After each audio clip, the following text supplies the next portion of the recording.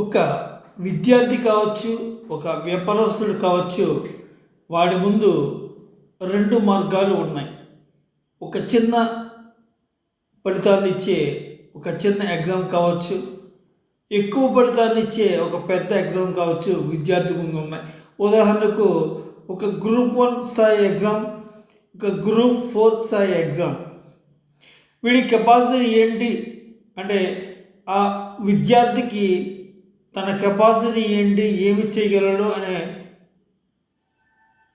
విషయము విద్యార్థికి తెలుసు. గ్రూప్ 4 ఎగ్జామ్ వాడు అటెంప్ట్ చేయగలడా, గ్రూప్ 3 ఎగ్జామ్ అటెంప్ట్ చేయగలడా అనే విషయాన్ని వాడు క్షుణ్ణంగా పరిశీలించి ఆ పరీక్షను అటెంప్ట్ చేస్తే వాడికి సత్ఫలితాలు వస్తాయి. అలా కాకుండా ఆ విద్యార్థి డైరెక్ట్గా పబ్లిక్ సర్వీస్ కమిషన్ లాంటి ఒక పెద్ద ఎగ్జామ్ ప్రిపేర్ కావడం, ఆశపడడం తప్పులేదు. తన ఉన్న ఐక్యూ పవర్ ఎంత, తన తెలివితేటలు ఎంత, తన శక్తి సామర్థ్యాలు ఎంత అనేది తెలుసుకుని విద్యార్థి ప్రవర్తించాలి. ఆ పరీక్షకు అటెంప్ట్ చేయడం తప్పు కాదు. ఒక పెద్ద పరీక్ష అటెంప్ట్ చేస్తే చిన్నదైనా కొట్టచ్చు, దానికి అంగీకరిస్తా.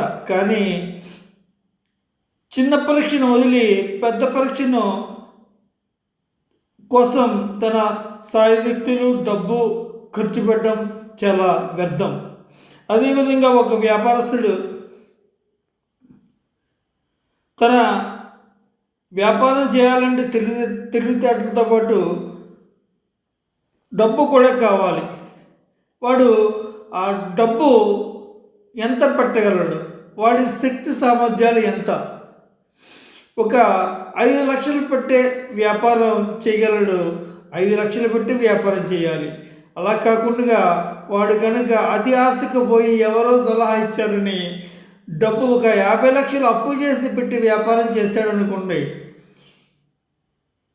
సలహా ఇచ్చిన వారు బాగానే అంటారు, వ్యాపారం దారిన పడడానికి కొంత సమయం పడుతుంది, ఈ సమయం లోపు ఈ 50 లక్షల డబ్బుకు వడ్డీ ఎంత అవుతుంది అని ఆలోచించుకోవాలి. అంటే మన ఒక రంగాన్ని ఎంచుకునే ముందు, అంటే మన వ్యాపారాన్ని కానీ ఒక పరీక్షను కానీ మనం చేయాలి అని ఎంచుకునే ముందు మన శక్తి సామర్థ్యాలు ఎంత అనేది నిశితంగా పరిశీలించుకోవాలి. వ్యాపారం చేయడం తప్పు కాదు, ఆలోచించడం తప్పు కాదు. 50 లక్షల వ్యాపారం ఖర్చు పెట్టి వ్యాపారం చేయడానికి స్కిల్స్ నీ దగ్గర ఉన్నాయి, కానీ ఆర్థిక స్తోమత లేదు. ఏమవుతుంది? 50 లక్షలు వడ్డీ ఎంత అవుతుంది? వీడు అప్పులు పాలైపోతాడు, చివరకు ఊరు వదిలి పారిపోవాల్సి వస్తుంది. అలా కాకుండా వాడి శక్తి ఎంత, ఒక విద్యార్థి అయినా వ్యాపారి అయినా వాడు శక్తి కొలది.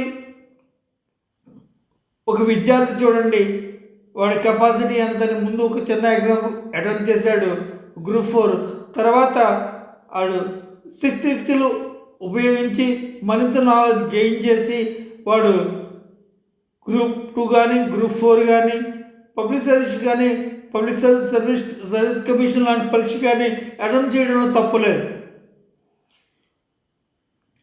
ముందు గ్రూప్ 4 ఎగ్జామ్ ఒకటి తగిలింది, ఒక ఉద్యోగ పద్ధతి అనేది వచ్చింది, తర్వాత పెద్ద పరీక్ష కోసం ఎన్ని ప్రయత్నాలు చేసినా తప్పులేదు.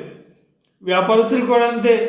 ముందు చిన్న వ్యాపారం చేయాలి, చిన్న వ్యాపారం చేసిన తర్వాత ఆర్థిక స్తోమతను బలపరుచుకుని ఆర్థికంగా బలపడి ఆ తర్వాత 50 లక్షలు ఖరీదైన వ్యాపారం చేయొచ్చు. అప్పు చేసి వ్యాపారం చేసి అప్పులు పాలయ్యి ఊరు వదిలి వెళ్ళిపోవడం సరైన పద్ధతి కాదు. అంటే మన శక్తి యుక్తులకు తగ్గట్టు వ్యాపారం అయినా, అటు విద్యార్థి అయినా, వ్యాపారి అయినా, విద్యార్థి అయినా వ్యవహరించాలి. Thank you. దయచేసి సబ్స్క్రైబ్ చేయండి, గంట సింబల్లోకి యాక్టివేషన్ చేయండి. Thank you.